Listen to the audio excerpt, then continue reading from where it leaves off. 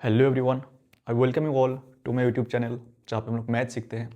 In fact इस channel पे अभी फिजिक्स का भी कंटेंट आएगा, तो आप लोग फॉलो करिए जहाँ पे हम लोग मैथ्स और फिजिक्स का कंटेंट अभी आने वाला है। इनफैक्ट फिजिक्स का एक लेक्चर ऑलरेडी आप अपलोड हो चुका है, तो आप लोग देख लीजिएगा।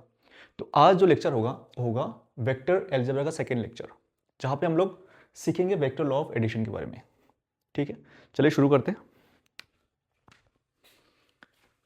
तो वेक्टर लॉ ऑफ एडिशन, जैसे हम लोग को पता है कि दो लॉ होता है ना, triangular law of addition and parallelogram law of addition. लेकिन वो डिस्कस करने से पहले मैं एक तीसरा लॉ ऑफ एडिशन बताऊंगा, तो वो है polygon law of addition. Polygon law of addition. तो चलिए देख लेते हैं कि पॉलीगॉन लॉ ऑफ एडिशन क्या है, और हम लोग बात कर रहे हैं वेक्टर के बारे में। ठीक है, तो पॉलीगॉन लॉ ऑफ एडिशन कहाँ पे यूज करोगे और कहाँ पे लगाओगे वो देख लेते हैं। सबसे पहले अगर आपके पास एक क्लोज्ड कर्व हो तो, या फिर क्लोज्ड फिगर है, लेट्स से आपके पास एक क्लोज्ड फिगर इस टाइप का,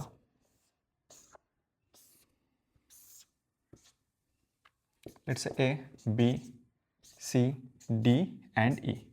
आपके पास फिगर है जहाँ पे 5 साइड्स है। ठीक है, और लेट्स से ए वाला वेक्टर गिवन है, ए vector, this is B vector, this is C vector, और एक स्ट्रेट लाइन नहीं है, पहले पॉइंट है, एक लाइन ये है। मैं थोड़ा सा इसको ठीक करके लिखता हूँ। Let's say this is D vector and let's say this is E vector. Okay, सबसे पहले क्या है, एक क्लोज्ड फिगर है जहां पे हर एक साइड वेक्टर मुझे पता है। ठीक है, तो अब देखते हैं कि वेक्टर लॉ ऑफ एडिशन होता क्या है, I mean polygon law of addition क्या होता है। ठीक है, सबसे पहले आप क्या करोगे, खुद से एक डायरेक्शन एज्यूम करोगे। आप डायरेक्शन दो तरह से एज्यूम कर सकते हो, या तो क्लॉकवाइज या तो एंटी क्लॉकवाइज। ठीक है, तो सपोज मैं डायरेक्शन एज्यूम करता हूँ, लेट्स से क्लॉकवाइज डायरेक्शन में, तो ये डायरेक्शन मैंने खुद एज्यूम किया। ठीक है, अब जो डायरेक्शन तुमने एज्यूम किया, उस डायरेक्शन में जो भी वेक्टर आएगा उसी डायरेक्शन में उसको प्लस साइन के साथ लिखना है, और जो भी वेक्टर उसका ऑपोजिट डायरेक्शन के साथ आएगा उसके आगे नेगेटिव साइन लगाना है। उसके आगे ओके बस क्या क्या लिखो कि सेम डायरेक्शन। सबसे पहले एज्यूम ये डायरेक्शन, क्या करना है, एक डायरेक्शन एज्यूम करना है, या तो क्लॉकवाइज या तो क्लॉकवाइज या तो एंटी क्लॉकवाइज।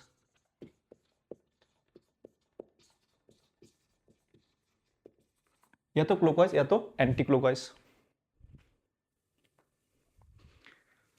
ओके अभी अगर जो डायरेक्शन तुमने एज्यूम किया उसी डायरेक्शन में जो वेक्टर आएगा उसको प्लस साइन, उसका ऑपोजिट जो वेक्टर आएगा उसको माइनस साइन के साथ लिखना है। सेम डायरेक्शन मतलब प्लस के साथ लेना है, ऑपोजिट डायरेक्शन मतलब नेगेटिव साइन के साथ लिखना है। ठीक है, अब देखिए इस फिगर में मैंने डायरेक्शन एज्यूम किया क्लॉकवाइज डायरेक्शन में, तो उस डायरेक्शन में जो भी वेक्टर आएगा उसको प्लस साइन, उल्टा में नेगेटिव साइन। ठीक है, तो अगर मैं शुरू करता हूँ, लेट्स से मैं ए से शुरू करता हूँ, तो ए से बी की तरफ मेरा डायरेक्शन था ये, इसका डायरेक्शन उल्टा, तो माइनस ई वेक्टर। फिर B to C same direction, तो प्लस ए वेक्टर। फिर C to B same direction, तो plus B vector. Same direction plus C vector, same direction plus D vector, है ना। और यहां से शुरू किया था, फिर वापस ए तक आ गया, तो मेरा कार्व पूरा हो गया। मेरा जो जो जो जो डायग्राम है, ए से लेकर फिर वापस ए तक आ गया। तो यहां तक लिखने के बाद राइट साइड में लिखना है जीरो वेक्टर। यही लॉ है पॉलीगॉन लॉ ऑफ एडिशन। आपको पूरा अगर ए से शुरू हो रहे हो तो ए तक ही जाना है, इसके बाद राइट साइड में क्या लिखना है, जीरो वेक्टर। ठीक है, तो यहां से मैं क्या लिख सकता हूं, A vector plus B vector plus C vector plus D vector equal to E vector लिख सकता हूं।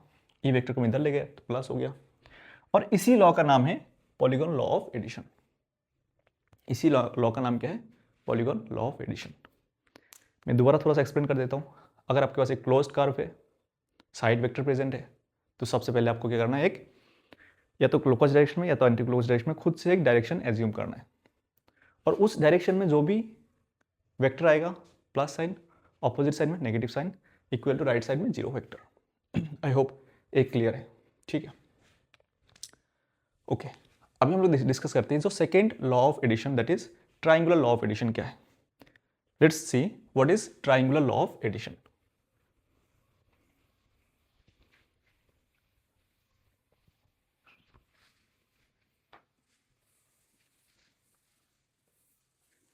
Let's see what is triangular law of addition.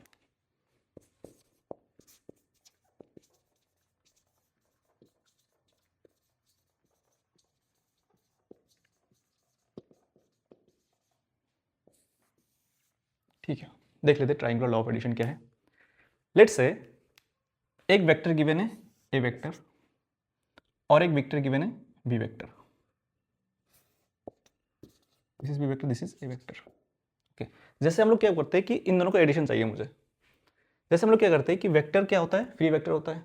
तो मुझे ए प्लस ए और बी को बेसिकली मैं क्या करूंगा, इसको थोड़ा सा ऐसे करके लिखूंगा. Let's say this is A vector और जो फ्री वेक्टर है इसको मैं उठा के यहाँ पे ले सकता हूँ, है ना. यहाँ पे मैं उठा के यहाँ पे ले गया, डायरेक्शन सेम रखते हुए. Let's say this is A vector B vector.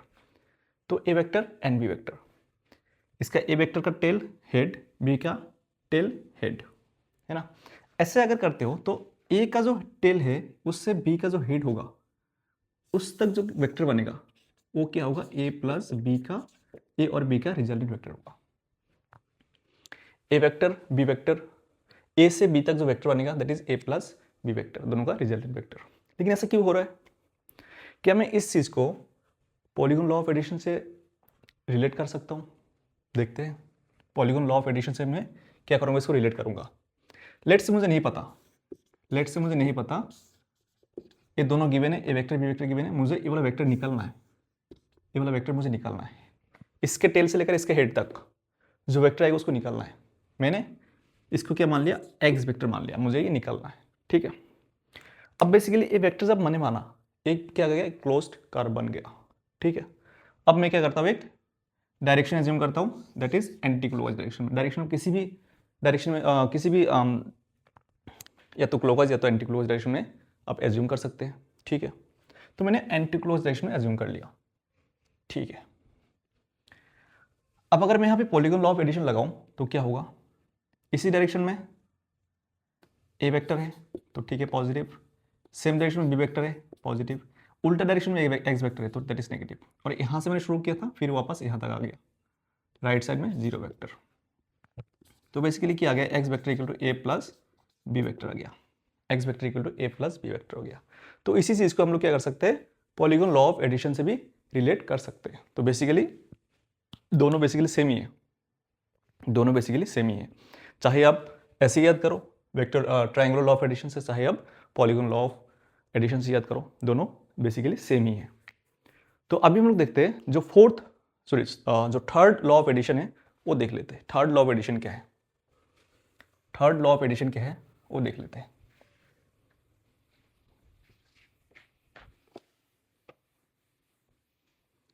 अभी हम लोग देखेंगे third law of addition, that is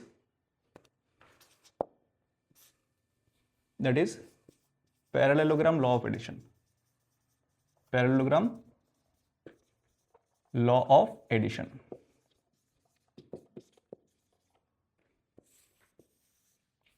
चलिए देख लेते हैं.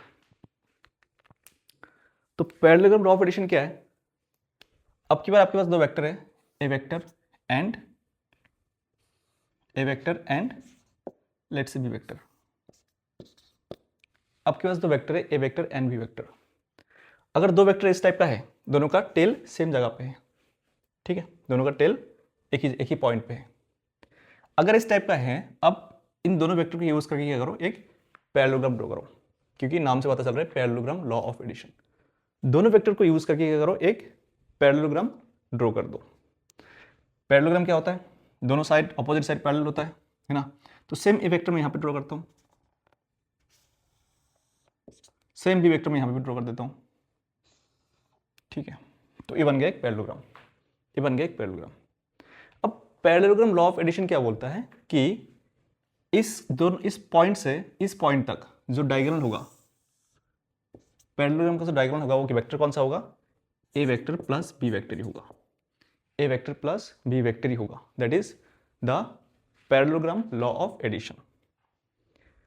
लेकिन ये दोनों कोई डिफरेंस नहीं है, देयर इज, हाँ, उसमें कोई क्या क्या कोई डिफरेंस नहीं है कि जो ट्राइंगुलर लॉ ऑफ एडिशन है और जो पैरेललोग्राम लॉ ऑफ एडिशन है उनमें कोई डिफरेंस नहीं है। कैसे? जैसे अभी मैंने क्या बताया कि वेक्टर क्या होता है, फ्री वेक्टर होता है। तो क्या मैं बोल सकता हूँ ए बी वेक्टर और ए बी वेक्टर दोनों सेम ही वेक्टर है? तो अगर ए बी वेक्टर होगा, डायरेक्शन सेम ही है, लेंथ सेम है, तो ए बी वेक्टर है। और अभी अगर मैं इस ट्राइंगल को देखता हूं, अभी अगर मैं इस ट्राइंगल को देखता हूं, तो ए वेक्टर बी वेक्टर, तो ए वाला वेक्टर क्या होगा, ए प्लस बी होगा।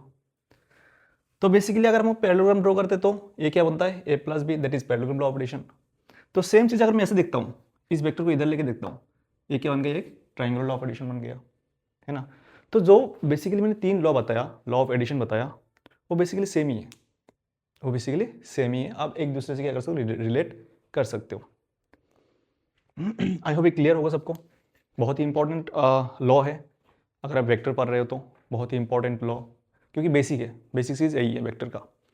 तो अभी एक क्या करते हैं, और एक हम लोग चीज़ देख लेते हैं यहाँ पे। अगर मैं यहाँ पे एक पॉइंट बताता हूँ, है ना, एक नोट है, वेक्टर अलोंग ओके, उससे पहले एक चीज़ और देख लो यहाँ पे, उससे पहले एक चीज़ और देख लो। जैसे मैंने बताया इस पॉइंट से लेकर इस पॉइंट तक एक वेक्टर क्या है, ए प्लस बी वेक्टर है। क्या मैं ये वाला वेक्टर भी फाइंड कर सकता हूँ, ये वाला वेक्टर, है ना। तो बेसिकली यहाँ पे क्या बन गया, एक ट्राइंगल बन गया, ये वाला ट्राइंगल बन गया। तो यहाँ से मैं बोल सकता हूँ जो वेक्टर होगा A vector minus B vector होगा। अगर मैं ट्राइंगुलर लॉ ऑफ एडिशन या फिर लॉ ऑफ पॉलीगॉन यूज़ करूँ तो वेक्टर निकल के आएगा ए माइनस बी, ठीक है। तो यहाँ पे हम लोग क्या कर सकते हैं, एक चीज़ और देख लेते हैं। Let's say this is A vector, this is B vector. अगर मैं एक ट्राइंगल एक पैरेललोग्राम ड्रॉ करता हूँ तो यहाँ से लेकर यहाँ तक जो वेक्टर बनेगा that is A plus B vector. अभी भी दिखा कौन सा लॉ है, पैरेललोग्राम लॉ ऑफ एडिशन, ठीक है। अभी एक चीज़ पता है क्या, कि जो पैरेललोग्राम होता है वो उसका जो डायगोनल होता है वो एक दूसरे को क्या कर सकता है, बाइसेक्ट करता है, वो एक दूसरे को क्या करता है, बाइसेक्ट करता है। तो ये जो डायगोनल है इसको बाइसेक्ट करेगा और ये जो डायगोनल है इसको बाइसेक्ट करेगा, ठीक है। तो देखो यहाँ से मुझे क्या मिल गया था, इस पॉइंट से लेकर इस पॉइंट तक वेक्टर क्या है, ए प्लस बी वेक्टर, ठीक है। तो क्या मैं बोल सकता हूँ, अगर मुझे सिर्फ इसका ए वाला वेक्टर चाहिए, अगर मुझे बस ए वाला वेक्टर चाहिए, ए वाला वेक्टर कितना होगा, मतलब अगर मैं इसको ऐसे ड्रॉ करता हूँ, ए वेक्टर बी वेक्टर, ए इसका मिड पॉइंट हो गया, तो इस पॉइंट से इस पॉइंट तक जो वेक्टर बनेगा वो क्या वेक्टर बनेगा, समझ में आ रहा होगा। इस पॉइंट से इस पॉइंट तक वेक्टर क्या है, ए प्लस बी है, और ये जो पॉइंट है इसका क्या है, मिड पॉइंट भी है। तो इसका क्या होगा, वेक्टर ए प्लस भी रहेगा लेकिन मैग्नीट्यूड क्या होगा, हाफ हो जाएगा। मैग्नीट्यूड क्या होगा, हाफ हो जाएगा। तो ये वाला वेक्टर क्या होगा फिर, ये वाला वेक्टर हो जाएगा a plus b by two vector, a plus b by two vector. I hope ये क्लियर है ना। इनफैक्ट अगर मैं ऐसे बोलता हूँ, देखो बेसिकली क्या है, अगर मैं इस ट्राइंगल की बात करता हूँ, अगर ये वाला वेक्टर गिवन है, ये वाला वेक्टर गिवन है, इस पॉइंट से मैंने क्या किया, इस वर्टेक्स से मैंने एक मीडियन ड्रॉ किया, क्योंकि ये जो पॉइंट है ये इन दोनों इस लाइन के क्या है, मिड पॉइंट है, ओके। तो अगर मैं ऐसे बोलता हूँ कि let's this is alpha vector, this is beta vector, ठीक है, और इस लाइन को खींच दिया मैंने, और इसका mid point let's say M vector, let's this is A. तो क्या मैं बोल सकता हूँ जो ए एम वेक्टर बनेगा यहाँ पे, ए एम वेक्टर जो होगा इन दोनों का सम का हाफ होगा, alpha plus beta by two होगा। ये जो वेक्टर होगा, ये जो वेक्टर होगा ए एम वेक्टर जो होगा इन दोनों का समेशन का हाफ होगा। आई होप क्लियर है। और ये आया कहाँ से है, इस लॉ से आया है, पैरेललोग्राम लॉ ऑफ एडिशन। इस पॉइंट से इस पॉइंट तक vector is A plus B, और इस पॉइंट को जब मैं इस दोनों लाइन को जब ज्वाइन करता हूँ ये क्या होता है, दूसरा डायगोनल बनता है, और पैरेललोग्राम का डायगोनल एक दूसरे को क्या करता है, बाइसेक्ट भी करता है। तो बेसिकली ये पॉइंट हो गया मिड पॉइंट, ठीक है। तो अगर मैं इसी चीज़ को ऐसे बोलता हूँ कि let's say A B C एक ट्राइंगल है, let's this is A vector, this is B vector, है ना। तो median through A vector, median through A vector, median through A vector क्या होगा, sorry median through A, median through A, इस point से इस साइड तक, इस साइड का जो मिड पॉइंट होगा उस पॉइंट तक जो वेक्टर होगा कौन सा वेक्टर होगा। मैं सिंपली इसी लॉ के हिसाब से बता सकता हूँ, a plus b by two होगा, a plus b by two होगा। आई होप ये क्लियर है सबको, आई होप ये सभी को क्लियर होगा।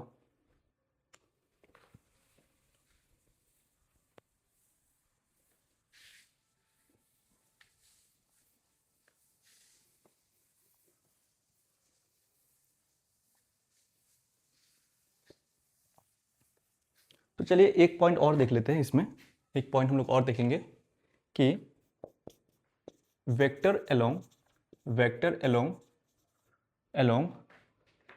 Angular bisector, angular vector along angular bisector of angle between A and B vector, vector along angular bisector of angle between A and B vector. Let's say एक ए vector है और ए B vector है, ए vector है और B vector है, यहाँ इनके बीच में एक एंगल भी बन रहा है, एंगल के बीच में क्या बन रहा है, एंगल बन रहा है। मुझे वो वाला वेक्टर चाहिए जो इस दोनों वेक्टर को क्या करता है, बाइसेक्ट करता है, मतलब ये दोनों एंगल क्या होना चाहिए, सेम होना चाहिए। मुझे ये वाला वेक्टर चाहिए, मुझे ये वाला वेक्टर चाहिए। कैसे आएगा, कैसे आएगा ये एंगल बाइसेक्टर का वेक्टर, क्या कर सकते हैं इसमें, क्या मैं ऐसे बोल सकता हूँ कि this is A vector, this is B vector. अगर मैं पैरेललोग्राम ड्रॉ करता हूँ, जस्ट एक क्वेश्चन है मेरा, एक ए वेक्टर है बी वेक्टर है, क्या ए प्लस बी, क्या ए प्लस बी इन ए और बी का एंगुलर बाइसेक्टर होगा क्या ए प्लस बी, ए और ए प्लस बी जो वेक्टर होगा ए और बी का एंगुलर बाइसेक्टर होगा, क्या होगा इसका आंसर। ओके, इस चीज को समझने के लिए मैं एक और एग्जांपल ले देता हूँ। Let's say this is A vector और दिस इज बी वेक्टर, इसमें क्या है, ए और बी का लेंथ सेम है। अब की बार अगर मैं पैरेललोग्राम ड्रॉ करता हूँ, अब की बार मैं एक पैरेललोग्राम ड्रॉ करता हूँ, तो ये जो वेक्टर बनेगा ए प्लस बी, अब की बार क्या होगा, ये एंगुलर बाइसेक्टर होगा, प्रोवाइडेड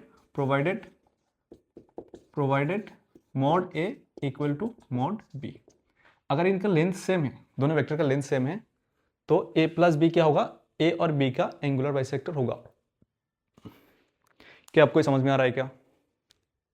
लेकिन क्या जनरली बोल सकते हैं क्या, जनरल तरीके से, कि कोई भी वेक्टर ए है, कोई भी वेक्टर बी है, तो इसका जो एंगुलर बाइसेक्टर होगा वो ए प्लस बी होगा, नहीं होगा, राइट, नहीं होगा। क्योंकि अगर मैं ए का साइड बढ़ा लेता हूँ ना, तो मान लो ए का साइड है क्या है, ज़्यादा है, बी का साइड का लेंथ कम है, ठीक है, तो ये वाला लेंथ क्या, ये वाला एंगल क्या होगा, छोटा होगा, ये वाला एंगल बड़ा होगा, और दोनों इक्वल नहीं होगा, तो ए प्लस बी उस केस में एंगुलर बाइसेक्टर नहीं होगा, ठीक है।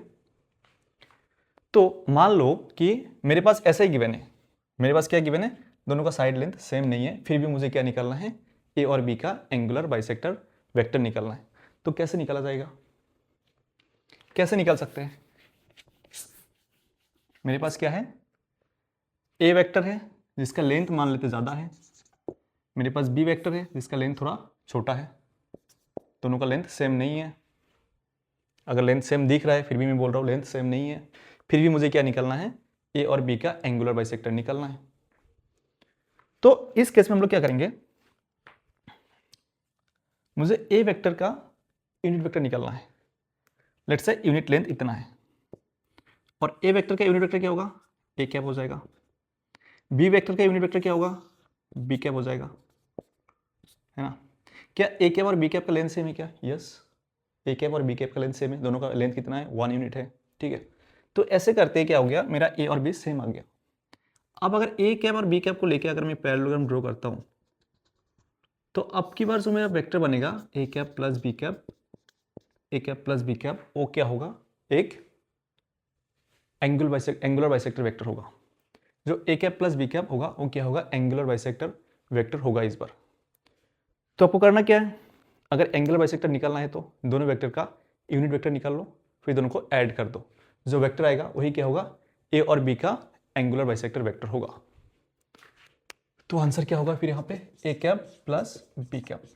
आई होप ये एक्सप्लेनेशन क्लियर है, आई होप ये एक्सप्लेनेशन क्लियर है सबको।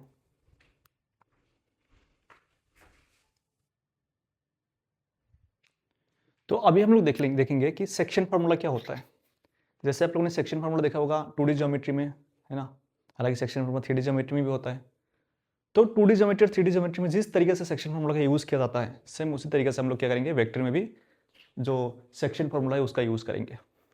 तो चलिए देख लेते कैसे।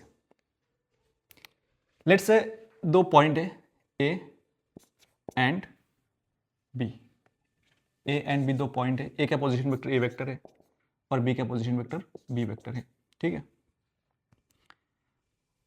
और मैंने ए बी को ज्वाइन कर दिया, ए बी को मैंने ज्वाइन कर दिया। ओके, ए का पोजीशन वेक्टर मतलब कहीं ना कहीं ओरिजिन होगा, है ना। अगर मैं इसको ड्रॉ कर देता हूँ कि ए का पोजीशन वेक्टर मतलब कहीं ना कहीं क्या होगा, ओरिजिन होगा। तो बेसिकली ओरिजिन से लेकर ए वेक्टर आ गया, ओरिजिन से लेकर ए वाला आ गया बी वेक्टर, ठीक है। तो अब की बार मैं क्या मान रहा हूँ कि एक वेक्टर आर वेक्टर है, आई मीन एक पॉइंट है, लेट्स से एक पॉइंट है पी पॉइंट है जिसका पोजीशन वेक्टर आर वेक्टर, और जो पी पॉइंट है और ए बी लाइन सेगमेंट को लेट्स से m/n रेशियो में डिवाइड कर रहा है। दोबारा सुनना मैं क्या बोल रहा हूँ, ए बी दो पॉइंट है, इसका पोजीशन वेक्टर ए वेक्टर है, इसका पोजीशन वेक्टर बी वेक्टर है, और एक पी पॉइंट है जिसका पोजीशन वेक्टर आर वेक्टर है, और पी पॉइंट ने ए और बी को m/n रेशियो में डिवाइड कर रहा है, ठीक है। तो पी पॉइंट का पोजीशन वेक्टर होगा क्या, आर वेक्टर क्या होगा, मतलब जो वेक्टर है आर वेक्टर ऑब्वियसली वेक्टर हो जाएगा, ठीक है। लेकिन मुझे आर वेक्टर को लिखना है in terms of A and B. अगर पी पॉइंट है ए और बी को m/n रेशियो में डिवाइड कर रहा है, इंटरनल डिवाइड कर रहा है, जो मैंने डायग्राम ड्रॉ किया है इंटरनल डिवीजन है।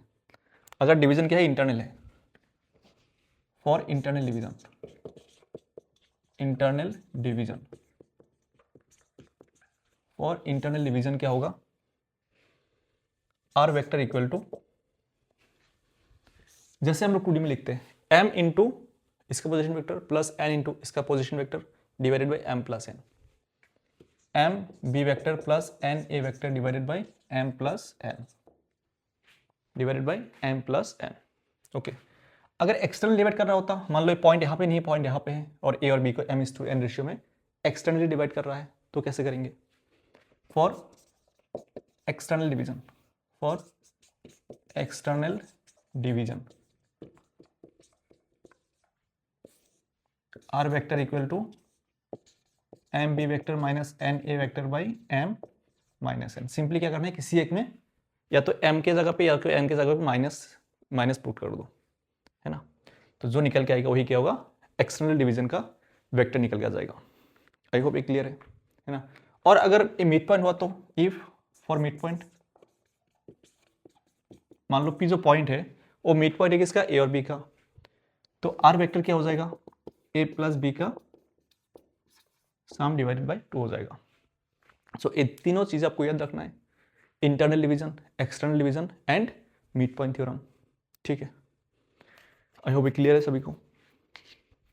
बहुत ही सिंपल है, जैसे हम लोग 2D 3D में जैसे यूज करते हैं same as it is use करना है, ठीक है। ओके, कभी कभी क्या होता है, कभी कभी रेशियो गिवन नहीं होता है, कभी कभी रेशियो गिवन नहीं होता है, और एक पॉइंट लिख के रखो यहाँ पे कि if ratio not given, if ratio not given, तो हम लोग क्या करेंगे, एज्यूम करेंगे, assume ratio as λ/1 and apply internal division formula and apply internal division formula। अगर रेशियो गिवन नहीं है तो हम लोग क्या करेंगे, λ/1 रेशियो एज्यूम करेंगे, फिर अप्लाई करेंगे क्या, इंटरनल डिवीजन फॉर्मूला अप्लाई करेंगे।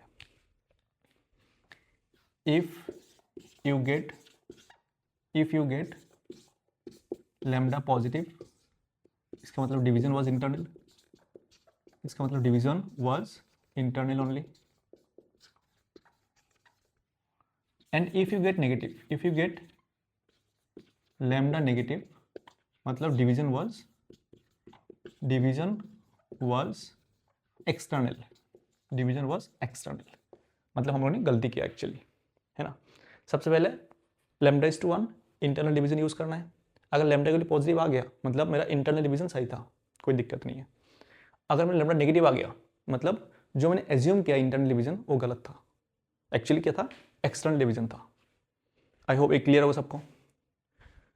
तो अभी हम लोग क्या करेंगे, जो भी हम लोगों ने अभी कॉन्सेप्ट सीखा उसी कॉन्सेप्ट के बेसिस पे कुछ क्वेश्चन सॉल्व करेंगे जो कि एक्सपेक्टेड क्वेश्चन है मेंस के लिए। तो चलिए कुछ क्वेश्चन प्रैक्टिस कर लेते हैं इसी टॉपिक का।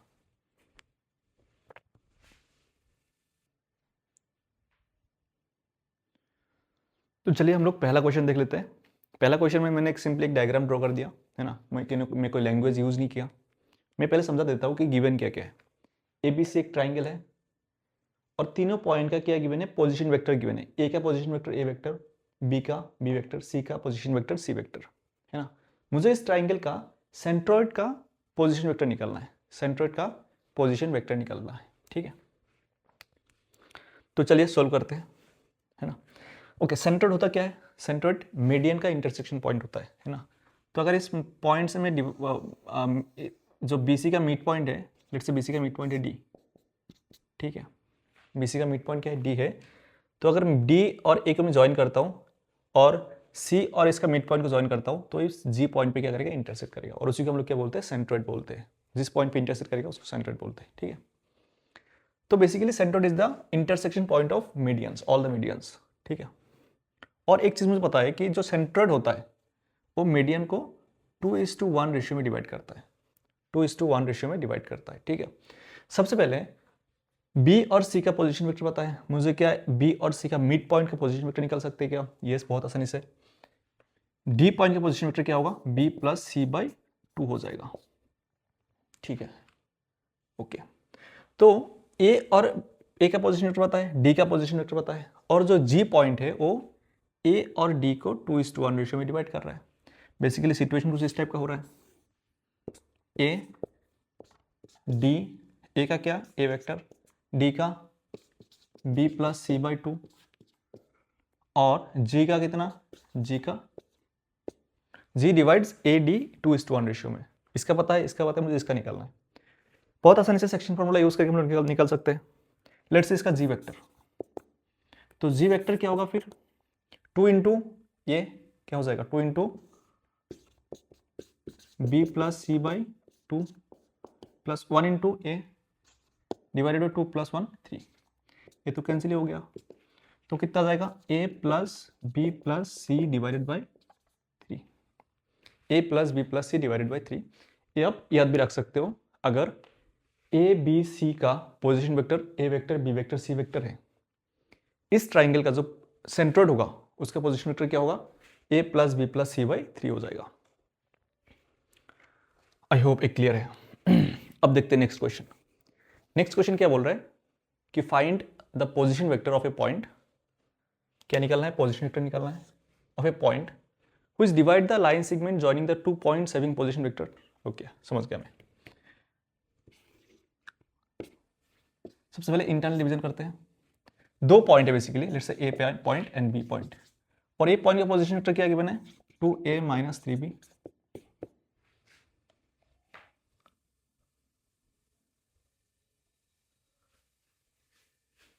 ओके, इसमें रेशियो गिवन नहीं है, रेशियो गिवन होना चाहिए। मैं एक रेशियो देख दे देता हूँ, ratio let's say 2:3, position vector A in the ratio. Okay, मैं साइड में रेशियो लिख देता हूँ, रेशियो इज 2:3। रेशियो गिवन होना चाहिए तभी निकल सकते हैं, ठीक है। ए का पोजीशन वेक्टर गिवन है, बी का पोजीशन वेक्टर गिवन है 3a माइनस बी, और मुझे एक find position vector of A point which divide the line segment joining 2 point जिसका पोजीशन वेक्टर ए है इन द रेशियो 2:3, 2:3 में डिवाइड कर रहा है। तो let's this point is D point, तो डी लेट्स डी वेक्टर है ना। तो डी पॉइंट का पोजीशन वेक्टर निकालना है, अगर इंटरनल डिवाइड करता है तो, और एक्सटर्नल डिवाइड करता है तो पहला क्वेश्चन का आंसर क्या होगा, इंटरनल डिवीजन के लिए, इंटरनल डिवीजन के लिए क्या होगा आंसर,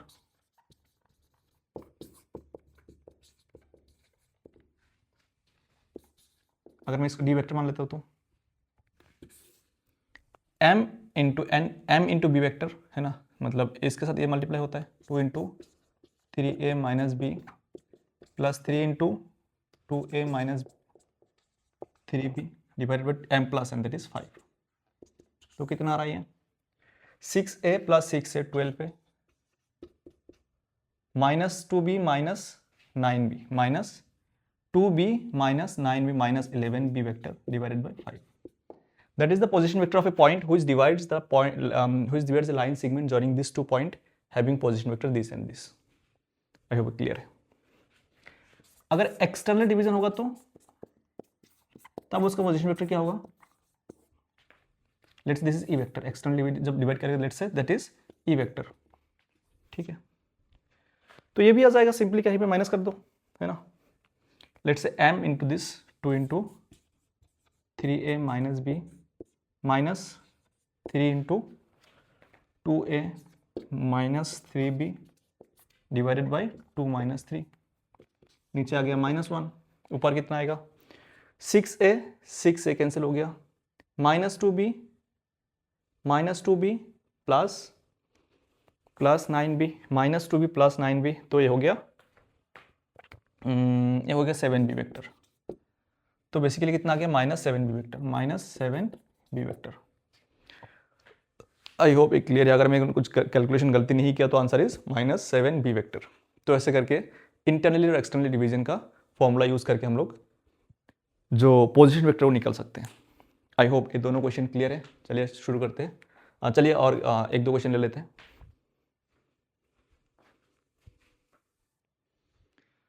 तो चलिए इस क्वेश्चन को सॉल्व करते हैं। इसमें क्या कहा हुआ है कि एक the vector A B and A C are sides of a triangle A B C. एक ट्राइंगल है ए बी सी, एक ट्राइंगल है ए बी सी। उसमें क्या गिवन है, ए बी वेक्टर गिवन है and A C vector given है। A B vector क्या है 3i plus 4j, A C vector क्या है 5i minus 2j plus 4k। ठीक है, इतना गिवन है और sides of a triangle ABC. ठीक है, then find the length of, question number 1, length of median through vertex A. A के थ्रू जो मीडियन होगा उस वेक्टर उसका लेंथ चाहिए। ए के थ्रू जो मीडियन होगा उसका क्या चाहिए, लेंथ चाहिए। मीडियन क्या होता है, इस वर्टेक्स से ऑपोजिट साइड का जो मिड पॉइंट है उसको ज्वाइन करने के बाद जो लाइन मिलता है that is the median. Median through vertex है। ठीक है, दिस इज एम। ओके, इसका मुझे लेंथ चाहिए और इन दोनों वेक्टर गिवन है।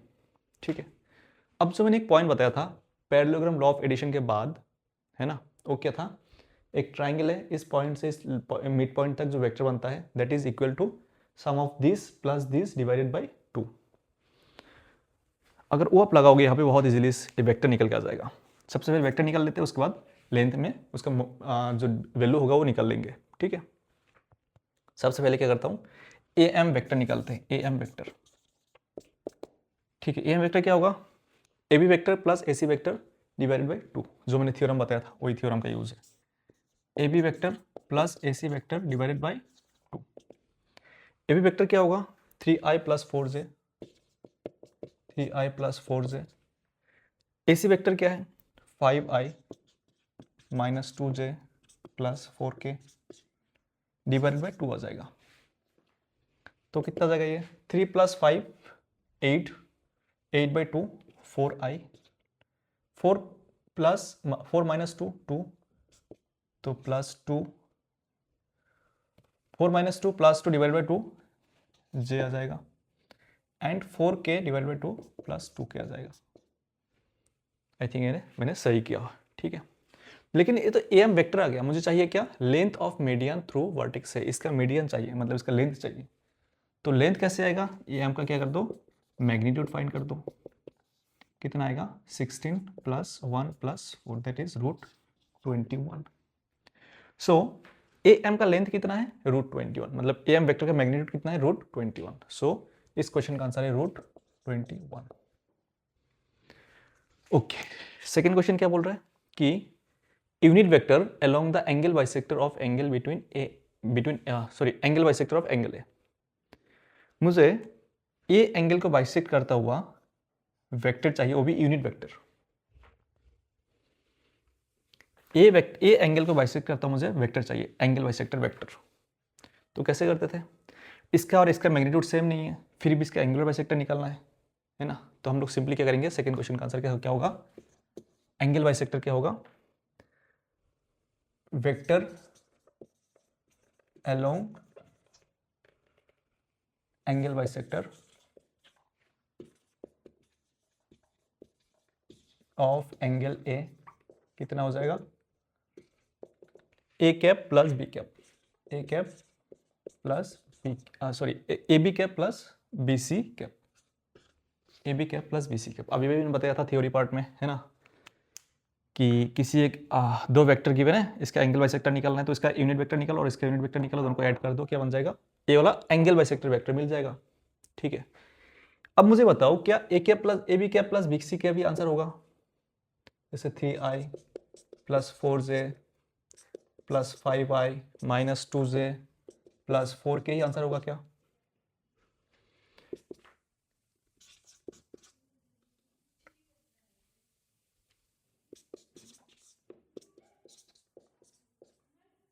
तो 8i plus 2j plus 4k, क्या यही आंसर होगा, मेरा क्वेश्चन नहीं है, क्या this is the answer of my second question कि unit vector along the angle bisector of angle A, बिल्कुल नहीं। अगर आप सोच रहे हो कि ये आंसर है, दैट इज ये गलत आंसर है, क्योंकि मुझे सिर्फ एंगल बाइसेक्टर वेक्टर नहीं चाहिए, मुझे उसका यूनिट वेक्टर भी चाहिए। तो सबसे पहले तो यूनिट वेक्टर नहीं है, तो इसको क्या करेंगे हम लोग, इसका यूनिट वेक्टर जो होगा वही आंसर होगा। तो इसका यूनिट वेक्टर क्या होगा, unit vector that is 8i plus 2j plus 4k divided by 64 plus 4 plus 16, 64 plus 16 कितना आएगा, ये 8i plus 2j plus 4k divided by square root of 84। So this is our final answer. ये answer नहीं होगा, I hope ये clear है, ये answer क्यों नहीं होगा। हालांकि ये वेक्टर क्या है, vector along angle bisector of angle A vector है, लेकिन ये यूनिट वेक्टर नहीं है। तो क्वेश्चन में क्या कहा था कि यूनिट वेक्टर लिखा हुआ था, तो उस वेक्टर का क्या करना है, यूनिट वेक्टर निकालना है। आई होप एक क्वेश्चन अभी क्लियर हो गया होगा। तो अभी एक और एक क्वेश्चन ले लेते हैं। चलिए इस क्वेश्चन को देख लेते हैं, क्या बोल रहे हैं कि इन ट्राइंगल एबीसी, सबसे पहले एक डायग्राम बनाना जरूरी है। एक ट्राइंगल है ए बी सी, चलो A B C triangle draw कर दिया। Okay, D and E are on the B C, D point कहाँ पे होगा, on the line B C पे, बी सी पे एक पॉइंट है D point, such that B D equal to two times D C, मतलब 2:1 ratio होगा। And E point on the A C such that A E equal to E C 3:1 होगा। ठीक है, मतलब ए is 3 times ई सी। ठीक है, I hope समझ में आ गया होगा। बी सी पे एक पॉइंट है डी पॉइंट एंड ए सी पे एक पॉइंट है ई पॉइंट, उसका रेशियो गिवन है कि डी पॉइंट कहाँ पे एग्जैक्टली है ना। बी डी और डी सी के बीच में रेशियो गिवन है, बी डी और डी सी 2:1 है, ये कितना है 2:1 है। ए ई और ए सी के बीच में 3:1 का रेशियो है। ठीक है, okay okay. Let P be the point of intersection of A D and B E, A D और बी का पॉइंट ऑफ इंटरसेक्शन क्या है, पी है, ये पॉइंट ऑफ इंटरसेक्शन क्या है, पी है। तो मुझे बीपी और पीई का रेशियो निकालना है, बीपी और पीई का रेशियो निकालना है।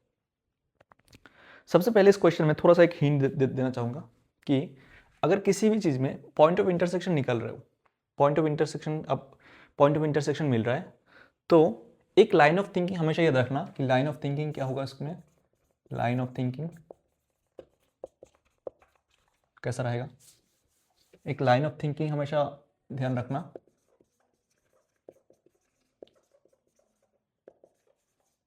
अगर इंटरसेक्टिंग पॉइंट है, इंटरसेक्टिंग पॉइंट है, तो क्या करना है, उस पॉइंट का पोजीशन वेक्टर, उस पॉइंट का पोजीशन वेक्टर अलग अलग तरीके से फाइंड करना है।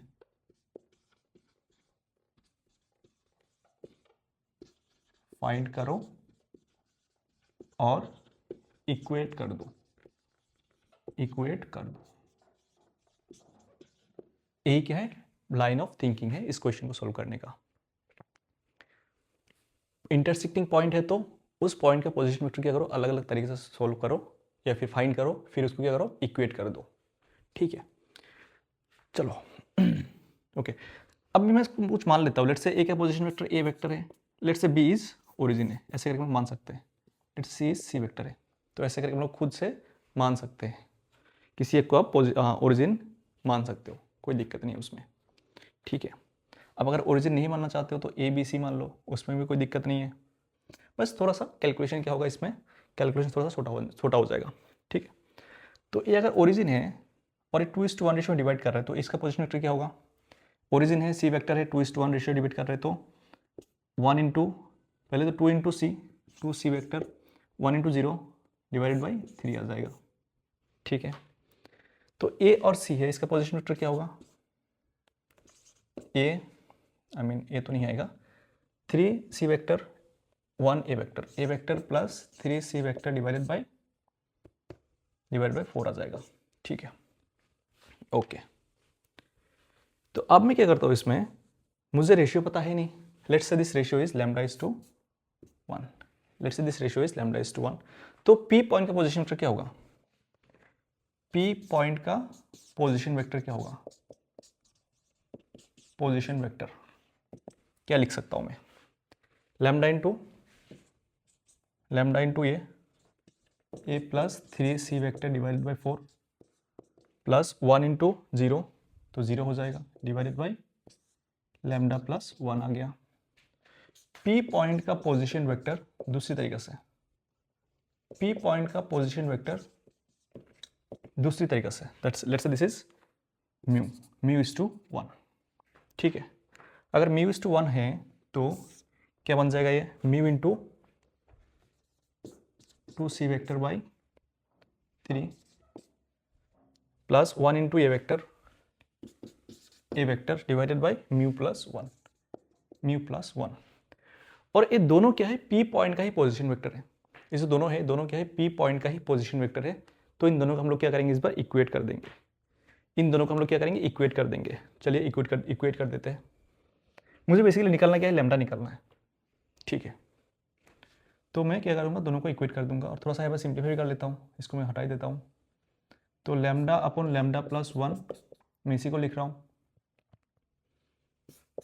4 भी आएगा नीचे, ए वेक्टर, मैं पूरा ए वेक्टर का कोएफिशिएंट लिख लिया, lambda upon 4 into lambda plus 1 A vector plus 3 lambda upon 4 lambda plus 1 C vector equal to, इसको लिख देते राइट साइड में 2 mu by 3 mu plus 1 C vector plus A vector by mu plus 1, A vector by mu plus 1। I hope मैंने सब सही किया होगा। चलिए, तो अब मैं क्या करूँगा, कोफिशिएंट क्या करूँगा, मैं कंपेयर करूँगा कि ए वेक्टर कोफिशिएंट क्या है, lambda plus 1, sorry lambda upon lambda plus 1 into 4, right side में ए वेक्टर कोफिशिएंट क्या है, 1 बाई म्यू प्लस 1। सी का कोफिशिएंट क्या है वो भी कंपेयर करते हैं, लेट्स दिस इज 1। तो क्या होगा इसमें सी का, यहाँ पे सी का कितना, 3 lambda by 4 lambda plus 1 equal to, यहाँ से सी का कितना, 2 mu upon 3 mu plus 1। Okay, let's say this is equation number 2। अब मुझे सिंपली क्या करना है, मुझे थोड़ा सा स्पेस चाहिए, तो मैं क्या कर रहा हूँ, ये जो लाइन ऑफ थिंकिंग है इसको मैं हटा रहा हूँ थोड़ी देर के लिए। ओके, तो मैं अभी इसमें क्या करूँगा, 1 डिवाइडेड बाई 2 करता हूँ, 1 डिवाइडेड बाई 2 कर देता हूँ। मुझे क्या करना है, इन दोनों को इक्वेशन यूज करके मुझे क्या करना है, क्योंकि दो इक्वेशन दो वेरिएबल है, लैम्डा एंड म्यू, सॉल्व हो जाएगा, है ना। लेकिन बात एक ही सॉल्व आसानी से करना है, मतलब ऐसे सॉल्व करना है ताकि बहुत जल्दी आंसर निकल के आ जाए। और मैं इसलिए क्या डिवाइड कर रहा हूँ, तो जब मैं डिवाइड करूंगा ऊपर कितना आएगा, लैम्डा अपॉन 4 लैम्डा प्लस 1, नीचे इसका इतना part 3 lambda upon 4 lambda plus 1 equate to 1 upon mu plus 1 upon 2 mu plus 1, इसमें 3 है ना। तो यहाँ से क्या हो रहा है, पूरा ये कैंसिल हो गया, पूरा ये कैंसिल हो गया, लैम्डा लैम्डा कैंसिल हो गया। तो लेफ्ट साइड में क्या बच गया फिर, वो लेफ्ट साइड में बच गया 1/3, लेफ्ट साइड में बच गया 1/3। राइट साइड में देख लेते हैं, राइट साइड में क्या हो रहा है, राइट साइड में देख लेते क्या हो रहा है। म्यू प्लस वन कैंसिल हो गया, म्यू प्लस वन कैंसिल हो गया, ठीक है। तो यहाँ पे क्या आ गया, 3 ऊपर चला जाएगा तो 3/2 म्यू। तो म्यू का वैल्यू कितना आ गया, म्यू का वैल्यू आ गया 9/2, म्यू का वैल्यू आ गया 9/2। मुझे चाहिए था क्या, मुझे चाहिए था लैम्डा का वैल्यू, मुझे चाहिए था लैम्डा का वैल्यू, ओके, मुझे लैम्डा का वैल्यू चाहिए। तो म्यू का वैल्यू कितना आ गया, 9/2 आ गया, ओके। तो इसमें किसी में पुट कर देते हैं, इक्वेशन 1 में पुट कर देते हैं, है ना। तो lambda upon 4 lambda plus 1 equal to 1 upon mu plus 1, mu मतलब 9/2 प्लस 1 मतलब कितना आएगा ये आ जाएगा 11/2, तो 2/11 आ जाएगा, ठीक है। तो कितना हो गया basically 8 lambda plus 8 equal to 11 lambda. तो अब कितना हो जाएगा 3 लैम्डा इक्वल टू 8, तो लैम्डा इक्वल टू कितना आ गया 8/3 आ गया, लैम्डा इक्वल टू बेसिकली कितना आ गया 8/3 आ गया। तो बेसिकली मैं क्या बोल सकता हूँ, lambda is to 1 equal to कितना 8:3, lambda is to 1 equal to 8:3। मुझे बेसिकली क्या आ गया, लैम्डा और लैम्डा इज टू 1 आ गया, मतलब लैम्डा का वैल्यू कितना 8/3, मतलब this part is 8 and this part is 3, this part is 8 and this part is 3, ठीक है। और मुझे निकालना क्या है, BP इज टू पी। तो BP इज टू पी क्या है, लैम्डा इज टू 1 ही तो है। तो आंसर क्या हो जाएगा फिर, answer is greatest integer of BP is to PE, that is 8/3। तो 8/3 का वैल्यू होता है 2 पॉइंट समथिंग, और उसका ग्रेटेस्ट इंटीजर कितना होगा 2 हो जाएगा।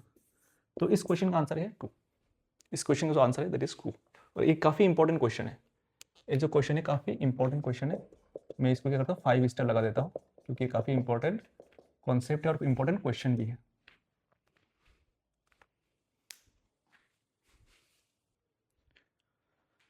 तो एक क्वेश्चन है जो आपके लिए होमवर्क है, और ये बहुत आसान क्वेश्चन है। अब अगर आपको लेक्चर समझ में आ रहा है तो आप बहुत इजीली इस क्वेश्चन को सॉल्व कर सकते हो। तो एक क्वेश्चन है आपके लिए, और आपको क्या करना है, इसका जो भी आंसर होगा वो कमेंट में क्या करना है, कमेंट करना है। तो चलिए आज के लिए इतना ही है, मिलते हैं नेक्स्ट क्लास में, थैंक यू।